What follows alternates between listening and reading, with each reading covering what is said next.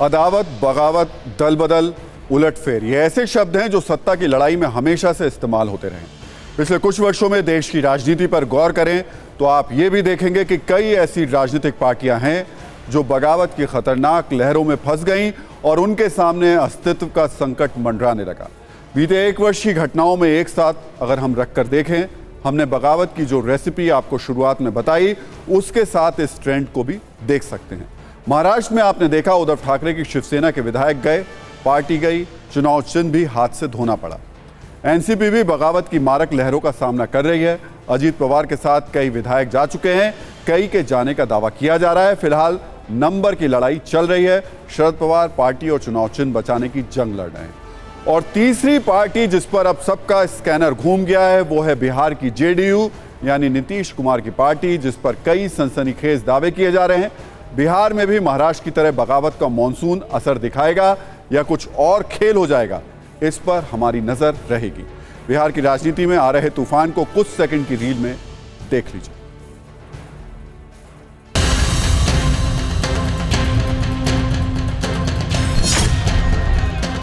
बड़ी संख्या में लोग हम लोगों के भी संपर्क में हैं, लेकिन अब किसको लेंगे नहीं लेंगे, लेना कि नहीं लेना, बहुत सारी चीज़ों पर निर्भर करता है।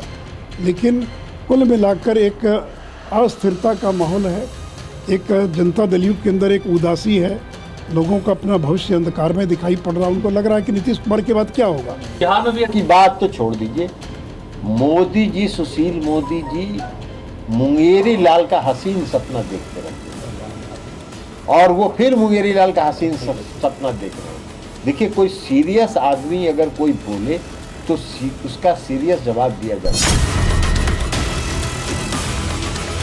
इलेक्शन क्या बिहार में भी होगा? निश्चित होगा, यहाँ भी होगा, कुछ दिन के अंदर आप देख लीजिए। कैसे ये दावा कर रहे हैं? इसलिए कि नीतीश कुमार जी भोज के आगू कोहड़ा रोप रहे हैं।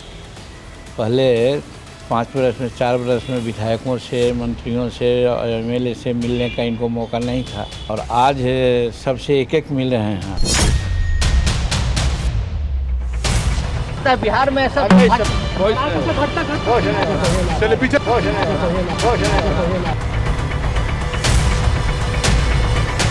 बिहार में यदि जनता नीतीश कुमार के खिलाफ हो गई तो स्वाभाविक है यहाँ के विधायकों को, सांसदों को डर लगता होगा कि जीत कर कैसे आएंगे, तो स्थिति उत्पन्न हो सकती है। इसमें कहाँ मत। अपने को संभाल करके वो रखें।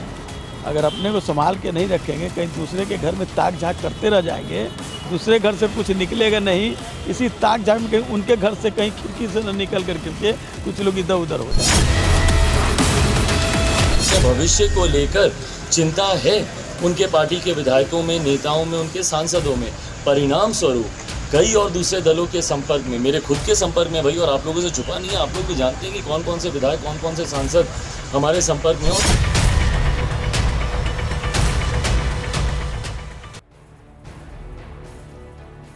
तो महाराष्ट्र में सियासी खेल पर बिहार के पूर्व मुख्यमंत्री लालू यादव ने भी आज तंज किया। मौका था नीतीश कुमार की जीवनी पर लिखी पुस्तक के लोकार्पण का। इस मौके पर लालू प्रसाद यादव ने कहा कि आज देश टूट रहा है, लोकतंत्र पर हमला हो रहा है। लोकतंत्र में एमएलए को खरीदने से बड़ा भ्रष्टाचार क्या हो सकता है। हम एकजुट होकर लोकतंत्र को बचाएंगे, संविधान को बचाएंगे। आरक्षण पर खतरा पैदा कर रहा है नरेंद्र मोदी। भ्रष्टाचार की बात करता है, इससे बढ़ के बड़ा भ्रष्टाचारी कौन हो सकता है। अदानी से लेकर के सब लोग आप जानते होंगे, और एमएलए लोगों को खरीदना ही आम बात हो गई है। दिल्ली के बाद, वहाँ महाराष्ट्र के बाद देखा हमने कि अब बिहार पर बादी है। बिहार पर बादी मैंने बिहार को अब हम लोग तोड़ेंगे। बिहार उड़ती चिड़िया को हल्दी लगाता है, तुम क्या छोड़ोगे बिहार को।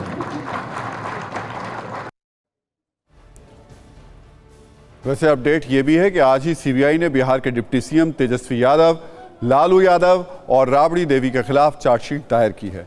नौकरी के बदले जमीन घोटाले में लालू परिवार के खिलाफ ये चार्जशीट दिल्ली के राउज एवेन्यू कोर्ट में दाखिल की गई।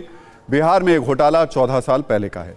देश की सत्ता में बगावत वाली दरार कई बार देखने को मिली। अब हम आपको थोड़ा सा पीछे लेके चलते हैं, लेकिन कुछ ऐसी राजनीतिक घटनाएं हैं जब बगावत करने वालों को उतना सियासी फायदा नहीं मिला। ये जम्मू कश्मीर से तमिलनाडु तक देखने को मिला है। सबसे पहले बात करते हैं जम्मू कश्मीर के पूर्व मुख्यमंत्री फारूक अब्दुल्ला की पार्टी की नेशनल कॉन्फ्रेंस की। जुलाई 1984 में फारूक अब्दुल्ला के ब्रदर इन लॉ गुलाम मोहम्मद शाह ने जम्मू और कश्मीर नेशनल कॉन्फ्रेंस पार्टी तोड़कर नेशनल कॉन्फ्रेंस खालिदा बनाई थी। गुलाम मोहम्मद शाह के नेतृत्व में सरकार बनाने के लिए भारतीय राष्ट्रीय कांग्रेस के साथ गठबंधन भी हुआ था, लेकिन इस बगावत का ज्यादा असर नहीं हुआ। कुछ ऐसी ही स्थिति तमिलनाडु में देखने को मिली थी जब ससुर की पार्टी पर दामाद ने कब्जा कर लिया था।